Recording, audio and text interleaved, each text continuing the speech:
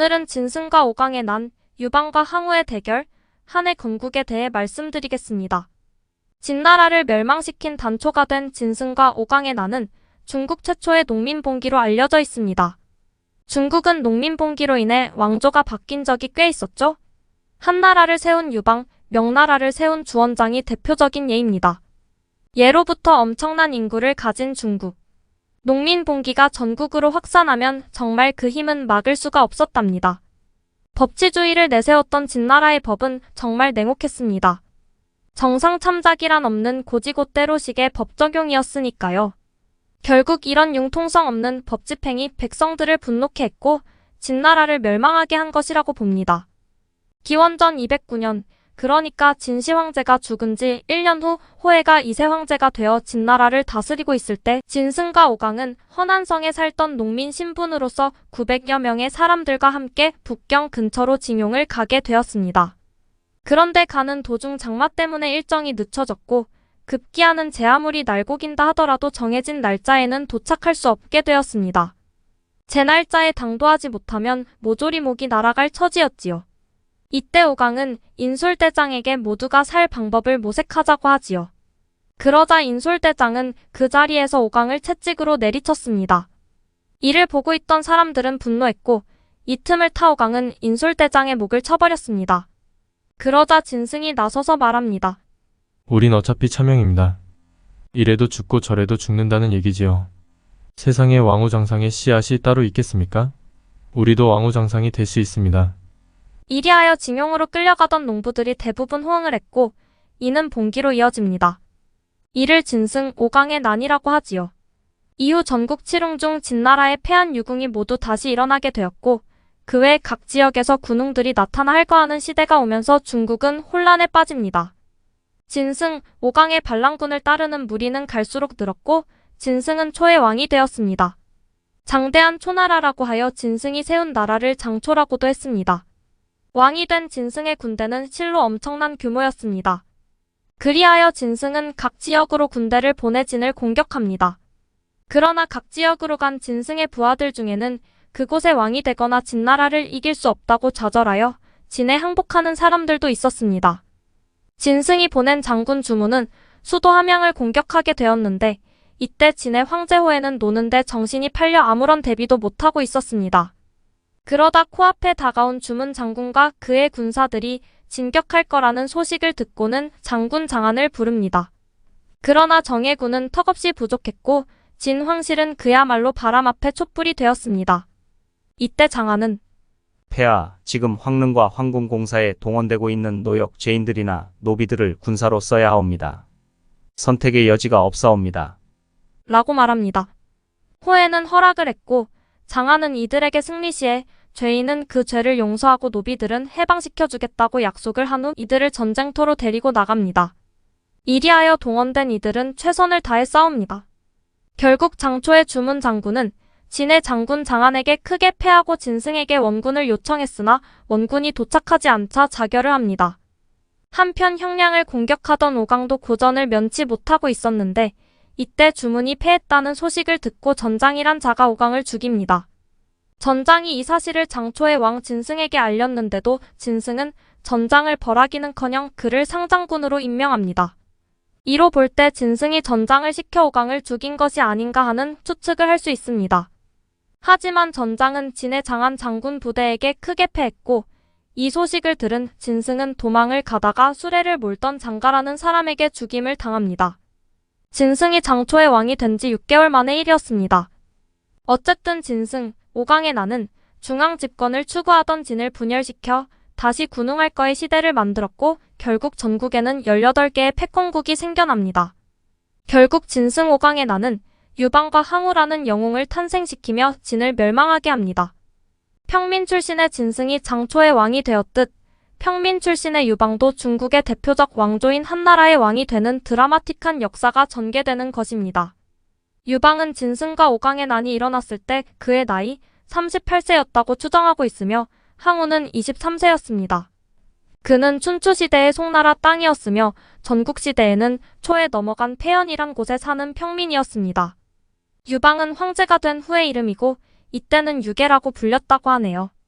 아무튼 유방은 진승 5강이 봉기가 있고 2달 후 군사를 일으킵니다. 유방은 평민 출신으로 폐연의 하급 관리였습니다. 진나라는 군현제를 실시하여 지방을 군과 현으로 나누어 군에는 군수, 현에는 현령을 중앙에서 파견하여 다스렸다고 했죠. 유방의 고향인 폐는 현에 속하는 지역이라 폐현으로 불린 것이지요. 유방 역시 진승과 5강처럼 진시황릉을 조성하는 공사에 징용되어 징용자들을 인솔하는 일을 맡았습니다. 그러나 중간에 도망가는 이들이 많아 결국 징용자들을 해산했지요. 이때 그를 따르는 자가 많아 유방은 군대를 결성하여 다시 고향인 폐현으로 돌아옵니다. 그런데 폐현의 현령이 유방과 그의 부하들이 들어오는 것을 막습니다. 원래 현령은 여기저기 봉기하는 반란 세력들을 보고 진나라가 망할 것 같아 유방과 그의 군졸들을 환영할 생각으로 번쾌를 보내 유방을 데려오도록 했으나 진의 군대가 이들을 토벌할 것이라는 생각이 들어 막았던 것이지요. 그러나 폐현 사람들은 대세는 유방이다 하면서 현령을 죽이고 유방을 폐의 현령으로 추대했습니다. 이리하여 유방은 폐공으로 불리게 되고 3천의 병사를 소유할 수 있게 되었습니다. 유방은 그 뒤 세력을 확장하여 9천의 군사를 갖게 되었습니다. 유방과 같은 초나라 땅에 살고 있던 항우는 평민 출신인 유방과는 달리 초나라의 유력한 장군 가문인 항씨 집안에서 태어났습니다. 전국시대의 이름을 떨쳤던 장군 항연의 손자이기도 하지요. 진승과 5강의 난이 일어났을 때 그의 나이는 23세로 혈기왕성한 젊은이였습니다. 이때 항우는 숙부인 향량과 함께 회계군의 군수를 죽입니다. 항량은 회계군의 군수가 되어 8천의 군사를 모으지요. 항우는 숙부 항량의 손과 발이 되어 군사들을 통솔하는 일을 합니다.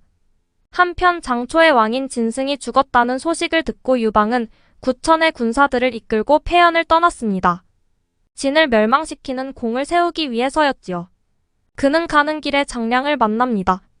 장자방이라고 불리는 그는 전국 칠웅 중 한의 재상이었는데 한이 진에 멸망당하자 무거운 철퇴를 이용해 진시 황제를 죽이려고 했으나 실패하고 도망쳤던 인물입니다.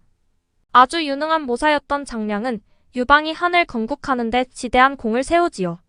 이때 유방이 9천의 군사로 풍현을 공격하려 하니 장량은 9천의 군사로는 뜻을 이루기 어려우니 항량에게 5천의 군사를 빌리라고 합니다. 항량은 그때 10만의 군사를 거느리고 있었기에 선뜻 5천의 군사를 빌려주었고 유방은 1만 4천의 군사로 풍현을 차지할 수 있었지요. 한편 항량은 진승이 죽은 후 초나라의 왕실의 혈손을 왕으로 옹립했는데 회왕이라 하였습니다. 그런데 항량이 죽자 회왕은 그동안 공이 많은 항우를 상장군으로 임명하지 않고 송이를 상장군으로 임명했습니다. 화가 난 항우는 초의 장군으로 사사로운 곳에 이익을 챙긴다고 하여 송이를 죽인 후 진과의 싸움에서 연정연승하였습니다.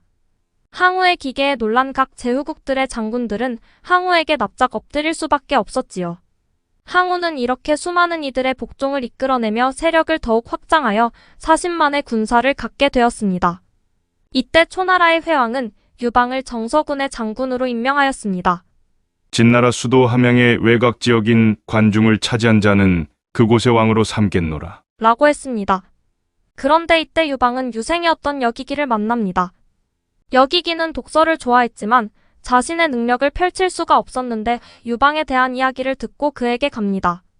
유방은 여기기의 명민함을 눈치채고 그의 계책을 따라 여러 지역을 평정하는 데 성공하면서 많은 군사를 거느리게 되지만 항우를 따를 만큼은 아니었습니다. 그동안 반란군으로부터 진나라를 지키는데 공의지대했던 진나라 장수장안은 당시 실질적인 권력을 가지고 있던 조고가 자신을 죽일지도 모른다는 두려움에 군사 20만 명을 데리고 항우에게 투항하였습니다. 이리하여 항우가 이끄는 군사는 장장 60만이 넘었습니다.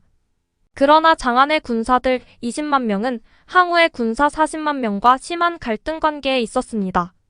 항우를 따르던 초군들 중에는 과거의 장안의 군사들에게 혹독한 대우를 받은 이들이 꽤 많았기 때문이었지요. 이것을 안 항우는 군대의 분열을 염려하여 항복한 장안의 군사 20만 명을 생매장하게 하였습니다. 실로 잔인무도한 일이 아닐 수 없었지요. 한편 조고는 진이 새 황제인 호해를 자살하게 하고 자신이 왕이 되려고 하였으나 여론이 좋지 못하자 부소의 아들 자영을 황제가 아닌 왕으로 옹립하였습니다. 그동안 황제 호해를 능멸했던 이를 너무도 잘 알고 있었던 자영은 조고를 믿지 못했고 그를 자신의 처소로 유인하여 죽여버렸지요. 이때 유방은 관중으로 들어가는 관문인 무관을 무너뜨립니다. 이제 유방의 군사는 10만이 넘었습니다. 그는 진의 수도 함양을 향해 진격합니다. 함양의 성이 눈에 보이기 시작할 때 한 무리의 사람들이 보였는데 왕이 된 지 46일밖에 되지 않은 자영이 유방에게 항복을 하러 온 것입니다. 자영은 옥새를 유방에게 주고 항복을 했습니다. 많은 사람들이 진왕을 죽여야 한다고 했지만 유방은 자영에게 자비를 베풀었습니다. 이리하여 유방은 항우보다 먼저 함양에 입성하게 된 것입니다. 진의 황실에는 정말 화려한 것들이 많았습니다. 금은 보화와 미녀들. 유방은 이런 것들이 탐나 소유하고 싶은 욕망이 끌어올랐지요. 그러나 번쾌와 장량은 이런 것들로 진나라가 망한 것이라며 자중할 것을 간언했고 결국 유방은 모든 것을 그대로 둔 채 군사를 물려 패상에 주둔하였지요. 만일 항우가 와서 행패를 부리면 그야말로 끝장일 수 있으니까요. 유방은 이곳 사람들에게 그동안 진의 엄격한 법으로 사람들이 얼마나 힘들었냐며 사람을 죽인 자는 사형에 처하고 타인을 상하게 한 자를 벌하고 도둑질한 자도 그에 상응한 처벌을 한다. 라는 기본법에만 충실하겠다고 약속합니다. 그러자 관중의 사람들은 유방을 환영했습니다. 민심을 얻는 데 성공을 한 것입니다. 한편 항우는 자신의 군사 40만 명을 이끌고 뒤늦게야 함양에 도착하여 자영이 유방에 항복했다는 것을 알고 분노했고 패상에 주둔한 유방을 고칠 것이라고 했습니다. 이때 유방의 군대는 10만, 항우의 군대는 40만이었으니 유방은 약자의 입장이었습니다. 결국 오늘의 굴복이 내일의 영광이라는 생각으로 유방은 항우에게 찾아가 자신을 낮추고 이렇게 말합니다. 신은 장군님을 기다렸습니다. 그래서 황궁에 있는 모든 금은보화를 그대로 두고 미녀들도 건들지 않았습니다. 저에 대한 오해를 풀어주십시오. 그러자 항우는 이를 믿으려고 했으나 항우의 책 쌓인 범증은 유방을 살려두면 그가 천하를 지배할 자라는 것을 알고 있었습니다. 그래서 홍문에서 잔치를 베풀고 있을 때 범증은 항우의 사촌 동생 항장에게 칼춤을 추다가 유방을 죽이라고 했습니다. 이때 번쾌는 안에서 돌아가는 일을 거의 꿰뚫고 있다가 칼춤이 행해지는 술자리로 가서 항우에게 아무것도 건들지 않고 패상에서 장군만을 기다린 사람을 어찌 죽이려 할 수 있냐며 따지지요. 이때 유방은 변소에 간다며 나와서는 곧바로 도망을 칩니다. 항우는 이를 알고 유방을 소심한 사람이라며 깎아내리고 안심을 하지만 범증은 우리는 곧 유방의 포로가 되어 죽임을 당할 것이다. 라고 생각하지요. 항우는 함양 사람들을 도륙하고 황실의 금은 보화를 약탈한 뒤 진왕인 자영에게 왜 유방에게 항복을 했냐며 그를 죽입니다. 기원전 206년 12월의 일이었지요. 이로써 진이라는 나라는 완전히 사라진 것입니다. 항우는 초나라로 돌아가 이름뿐인 왕인 회왕을 황제로 올리고 의제라고 부릅니다. 이름만 황제인 의제는 실질적인 권력을 갖고 있는 항우에게 각 지역에서 활약한 사람들에 대한 포상을 하게 합니다. 황제의 약속대로라면 유방을 관중의 왕으로 봉해야겠으나 항우는 유방을 관중의 왕으로 봉하면 세력이 강해질 것 같아서 서쪽의 파, 촉, 한중의 왕이 되도록 합니다. 즉 한의 왕이 된 것입니다. 관중은 세 부분으로 나누어 진나라의 장군이었지만 초나라로 투항했던 장안, 사마흔, 동해에게 주어 왕으로 임명합니다. 관중을 차지하지 못한 유방은 내내 아쉬웠습니다. 그가 다스려야 할 이곳은 한은 면적은 넓으나 서쪽으로 치우쳐 있어 세력을 확장하기 힘든 지역이었습니다. 여기서 잠깐. 유방이 세운 한은 전국 칠웅의 한이 아니랍니다. 같은 발음 때문에 착각하시는 분들도 계시니 꼭 유념하여 주세요. 아무튼 진을 멸망시키는데 공이 큰 18명을 각 지역의 왕으로 봉하니 이제 18명의 왕이 존재하는 군웅할거 시대가 된 것입니다. 주나라의 봉건제를 다시금 실시한 것이지요. 한나라의 왕이 된 유방은 관중의 왕이 되지 못해 마음이 좋지 않았는데 엎친 데 덮친 격이라고 유방을 따르던 군사들이 척박한 이곳에 적응하지 못하고 도망가는 일이 잦았습니다. 그런 사람들 중에는 한신이란 자도 있었습니다. 항우 밑에서 일하던 군인이었는데 자신의 비범함을 몰라주자 한군으로 들어왔던 것입니다. 이때 승상이었던 소아는 한신과 여러 이야기를 했는데 그가 비범한 인물이란 것을 바로 눈치채지요. 유방을 천하의 주인으로 만들기 위해서는 한신이 필요하다고 생각한 소아는 그를 잡아옵니다. 유방이 다른 도망군인들에 대해서는 무관심하더니 왜 한신이란 자를 잡아왔냐고 그 이유를 묻자 소하는 한신이야말로 유방이 천하를 제패하는데 반드시 필요한 장군이라 말합니다. 소하는 한신을 장군으로 삼아야 한다고 합니다. 유방이 소하의 말을 따라 그를 대장군으로 임명하고 그에게 천하를 제패할 계책을 물었습니다.